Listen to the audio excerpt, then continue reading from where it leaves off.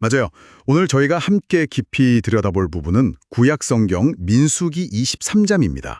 네, 여기가 이제 모압왕 발락이 이스라엘 백성이 자기 땅 가까이 오니까 두려워서요. 그 메소포타미아 출신의 유명한 선견자 발람이라는 사람을 돈으로 고용해서 이스라엘을 저주하게 하려는 그런 장면이죠. 맞아요. 아주 긴장감이 넘치는 상황인데 근데 이 발락의 계획이 시작부터 뭔가 좀 이상하게 흘러갑니다. 네, 그렇죠. 발람이 도착해서 발락한테 제일 먼저 시키는 게 제단 7개를 쌓으라는 거예요. 7개나요? 네. 그리고 각 제단마다 수송아지 한 마리, 또 숫장 한 마리씩, 그러니까 총 7마리씩 제물로 바치라고 하죠. 저주를 위한 의식인데도 상당히 정성을 들이는 모습이에요. 와, 정말 거창하게 시작하는데요. 그러고 나서 발람이 잠시 하나님의 말씀을 받으러 가잖아요. 맞습니다. 잠 깬 자리를 비우는데 바로 그때 하나님께서 발람의 입에 직접 말씀을 넣어주십니다. 그리고 돌아와서 발람이 하는 말이 정말 발락의 기대를 완전히 뒤집어 버리죠. 그렇죠. 첫 번째 예언이 나왔는데 이게 저주가 아니라 완전 축복이었던 거예요. 핵심 구절이 그 8절 말씀. 그거요. 하나님이 저주하지 않으신 자를 내가 어찌 저주하며 여호와께서 꾸짖지 않으신 자를 내가 어찌 꾸짖으랴. 네, 바로 그거죠. 그러면서 이 이스라엘 백성은 홀로 설 것이고 그 수가 셀 수 없이 많아질 특별한 민족이라고 선언해 버립니다. 와, 발락 입장에서는 진짜 황당했겠는데요. 돈 주고 데려왔더니 오히려 저를 축복하고 있으니. 네, 당연히 막 화를 내면서 항의하죠.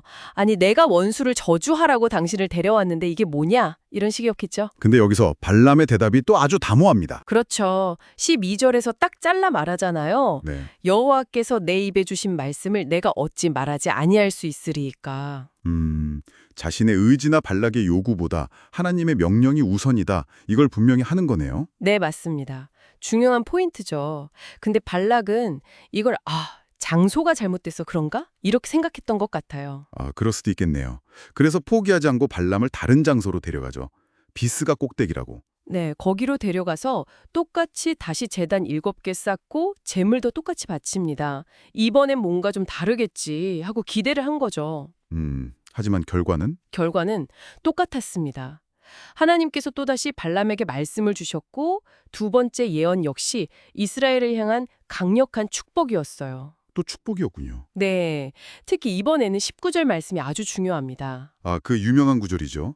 하나님은 사람이 아니시니 거짓말을 하지 않으시고 인생이 아니시니 후회가 없으시도다. 어찌 그 말씀하신 바를 행하지 않으시며 하신 말씀을 실행하지 않으시랴. 맞습니다. 하나님의 그 변하지 않는 신실하심, 약속에 대한 확고함을 강조하는 구절이죠. 정말 강력한 메시지네요. 네. 근데 이게 단순히 하나님의 약속이 변하지 않는다는 걸 넘어서서요. 인간의 어떤 계획이나 악의, 그러니까 발락이 저주하려고 했던 그 시도조차도 결국에는 하나님의 더 큰 계획, 이스라엘을 축복하시려는 그 계획을 이루는 데 사용될 수 있다는 걸 보여주는 거죠. 오히려 발락의 시도가 하나님의 축복을 더 확실하게 드러내는 계기가 된 거군요. 그렇죠. 역설적인 상황인 거죠. 게다가 하나님은 이스라엘의 허물은 보지도 않으시고 21절 그들을 이집트에서 강하게 인도해 내신 분이고 22절 어떤 점술이나 복술로도 이스라엘을 해할 수 없다 이렇게까지 선언합니다. 와, 듣는 발락은 정말 속이 터졌겠네요. 네, 그래서 이번엔 아예 막 소리치죠. 저주도 하지 말고 축복도 하지 말라고. 25절? 정말 답답했겠네요. 그런데 발람은 또 뭐라고 대독하나요? 또 똑같습니다.